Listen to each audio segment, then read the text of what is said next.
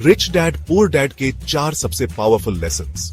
क्या आप जानते हैं दुनिया के ज्यादातर अमीर लोग जॉब से अमीर नहीं बने, बल्कि उन्होंने फाइनेंशियल एजुकेशन और सही माइंडसेट से वेल्थ क्रिएट की। रॉबर्ट कियोसाकी की book rich dad poor dad हमें फाइनेंशियल फ्रीडम के रास्ते दिखाती है। दोस्तों, ये बुक लाइफ चेंजिंग है। इसमें रॉबर्ट कियोसाकी ने अपने 2 डैड्स, एक अमीर और एक गरीब, के टीचिंग्स के थ्रू बताया है कि कैसे हमारी सोच और हैबिट्स हमें फाइनेंशियली सक्सेसफुल या स्ट्रगलिंग बना सकती है। तो आज हम जानेंगे इस बुक के सबसे पावरफुल लेसन्स जो आपको फाइनेंशियल फ्रीडम के रास्ते पर ले जा सकते हैं। Welcome to Book Bites, let's get started. दोस्तों, बचपन से ही हमें यही सिखाया जाता है कि अच्छी पढ़ाई करो, अच्छी नौकरी पाओ और लाइफ सेट है। मेरे पुअर डैड भी यही कहते थे, पढ़ाई करो, अच्छी जॉब ढूंढो और सिक्योर रहो। लेकिन क्या वाकई में इतना ही काफी है? क्या सिर्फ जॉब से ही हम अपनी ड्रीम्स को पूरा कर सकते हैं, फाइनेंशियली फ्री हो सकते हैं? रिच डैड का मानना था कि फाइनेंशियल एजुकेशन उतनी ही इंपॉर्टेंट है जितनी कि हमारी रेगुलर एजुकेशन, क्योंकि पैसा कमाना अलग बात है और उसे मैनेज करना, उसे ग्रो करना बिल्कुल अलग। फाइनेंशियल एजुकेशन का मतलब है मनी मैनेजमेंट सीखना, जैसे बजटिंग, इन्वेस्टिंग और टैक्सेस। देखिए, जॉब सिक्योरिटी एक मिथ है। आज के टाइम में जॉब मार्केट अनप्रिडिक्टेबल है, इसलिए हमें खुद को फाइनेंशियली लिटरेट बनाना होगा, अपने एक्सपेंसेस को कंट्रोल करना सीखना होगा और इनकम को वाइजली इन्वेस्ट करना होगा। ये सोचिए कि आप हर महीने अपनी कमाई का कितना हिस्सा इन्वेस्ट कर रहे हैं। क्या आप अपने फ्यूचर के लिए प्लानिंग कर रहे हैं? अगर नहीं, तो आज ही शुरुआत कीजिए। फाइनेंशियल एजुकेशन कोई रॉकेट साइंस नहीं है। आप ऑनलाइन कोर्सेज ले सकते हैं, बुक्स पढ़ सकते हैं, फाइनेंशियल एडवाइजर से कंसल्ट कर सकते हैं। याद रखिए, नॉलेज इज पावर और फाइनेंशियल नॉलेज आपको फाइनेंशियली इंडिपेंडेंट बना सकती है। तो आज ही से खुद को फाइनेंशियली एजुकेट करने का प्लेज लीजिए, क्योंकि फाइनेंशियल फ्रीडम सिर्फ एक जॉब से नहीं, बल्कि फाइनेंशियल नॉलेज से मिलती है। रिच डैड कहते थे, अगर आपको अमीर बनना है तो एसेट्स खरीदो, लायबिलिटीज नहीं। लेकिन एसेट्स और लायबिलिटीज होते क्या है और ये हमारी फाइनेंशियल लाइफ को कैसे प्रभावित करते हैं? देखिए, एसेट्स वो चीजें होती हैं जो आपके लिए पैसा कमाती हैं, जैसे कि rental properties, stocks, bonds, businesses या कोई भी वैल्यूएबल स्किल जो आपको इनकम जनरेट करके दे।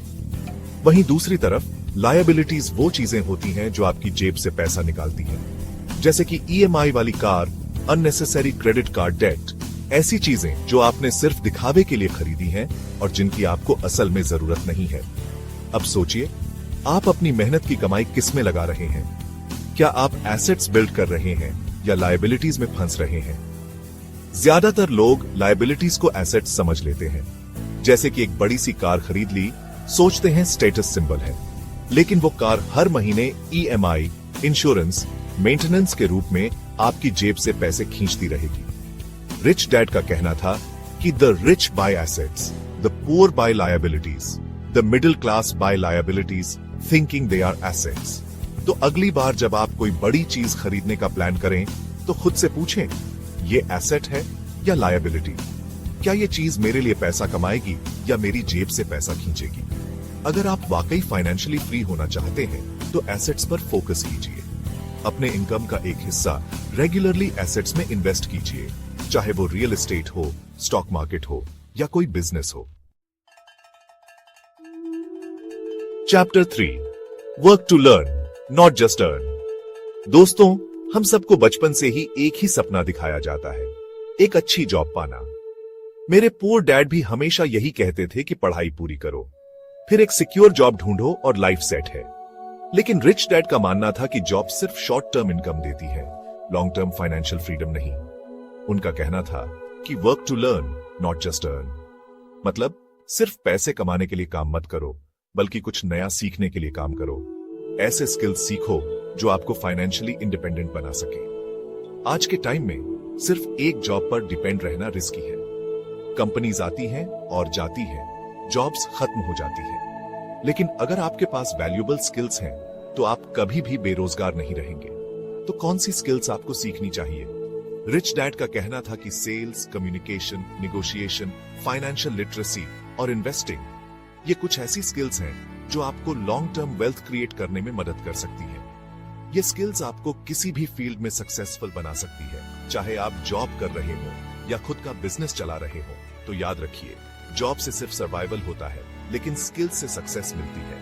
अपने आप को कॉन्स्टेंटली अपग्रेड करते रहिए, नई स्किल्स सीखते रहिए, क्योंकि नॉलेज और स्किल्स ही आपकी सबसे बड़ी एसेट है। Chapter 4, change your mindset. Rich dad ने कहा था, अपनी सोच बदलो, तभी फाइनेंशियल फ्रीडम पॉसिबल है, क्योंकि हमारी सोच ही हमारी रियलिटी को शेप करती है। पुअर डैड का माइंडसेट हमेशा स्कार्सिटी का था। वो हमेशा कहते थे, मैं इसे अफोर्ड नहीं कर सकता, पैसा पेड़ पर नहीं उगता, अमीर लोग बेईमान होते हैं। लेकिन रिच डैड का माइंडसेट अबंडेंस का था। उनका कहना था, कैसे अफोर्ड कर सकता हूं, मैं पैसे के लिए काम नहीं करता, पैसा मेरे लिए काम करता है। अमीर लोग अपॉर्चुनिटीज देखते हैं। देखिए, अगर आपका माइंडसेट ही नेगेटिव होगा तो आप कभी भी फाइनेंशियली सक्सेसफुल नहीं हो सकते। आपको अपनी सोच को बदलना होगा। आपको खुद पर विश्वास करना होगा कि आप भी फाइनेंशियली फ्री हो सकते हैं। आपको अपॉर्चुनिटीज देखनी होंगी, रिस्क लेने होंगे और फेलियर से सीखने होंगे। रिच डैड का कहना था कि the primary difference between rich and poor people is how they handle fear. Poor लोग फाइनेंशियल रिस्क लेने से डरते हैं, वो कंफर्ट जोन में रहना पसंद करते हैं। लेकिन रिच लोग समझते हैं कि नो रिस्क नो रिवॉर्ड। तो अगर आप वाकई अपनी फाइनेंशियल लाइफ को बदलना चाहते हैं तो सबसे पहले अपनी सोच बदलें। अपने लिमिटिंग बिलीफ्स को आइडेंटिफाई करें और उन्हें चैलेंज करें। पॉजिटिव एफर्मेशंस का इस्तेमाल करें। सक्सेसफुल लोगों से सीखें। याद रखिए, आपकी सोच ही आपकी सबसे बड़ी एसेट या लायबिलिटी हो सकती है। तो ये थे रिच डैड पुअर डैड के सबसे पावरफुल लेसन्स। ये बुक सिर्फ फाइनेंशियल एडवाइस नहीं देती, बल्कि आपके सोचने का नजरिया बदल देती है। अगर आप वाकई फाइनेंशियली फ्री होना चाहते हैं तो सिर्फ जॉब करना काफी नहीं है। आपको फाइनेंशियल एजुकेशन लेनी होगी, एसेट्स बिल्ड करने होंगे, वैल्यूएबल स्किल्स सीखनी होंगी और सबसे इंपॉर्टेंटली अपनी सोच बदलनी होगी। अगर आपको यह समरी पसंद आई तो अभी बुक बाइट्स चैनल को सब्सक्राइब कीजिए और इस वीडियो को लाइक और शेयर करें। कमेंट करके बताइए कि अगली समरी आप किस बुक की देखना चाहेंगे। Thank you for watching. मिलते हैं अगले वीडियो में एक नई किताब के साथ।